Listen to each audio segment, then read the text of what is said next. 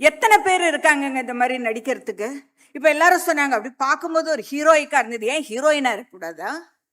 நாங்க எங்களுக்கு சொந்தமா சுயமா முடிவெடுக்கிறதுக்கான ஒரு தகுதி இல்லையா?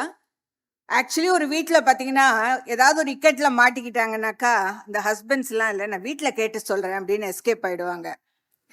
ஆனா நாங்க அந்த மாதிரி சொல்ல மாட்டோம், பார்த்துக்கலாம் வாங்கன்னு சொல்லுவோம். அந்த மாதிரி பெண்களால எதுவுமே முடியும். நான் இங்க சிவகார்த்திகேயனையும் இதோடைய இயக்குனரையும் நான் ரொம்ப பெருசா வணங்குறேன். ஏன்னா அவங்க வீட்டு பெண்களை மதிக்கிறவங்க தான் இந்த மாதிரி அவங்க வேலையிலயும் அந்த பெண்களை மதிச்சு காட்டுவாங்க.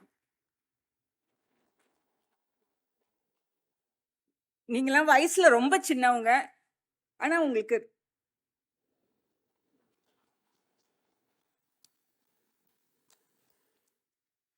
ராதிகாவுக்கு ரெகக்னேஷன் கிடைக்கலையா நான் வருத்தப்பட்டிருக்கேன்.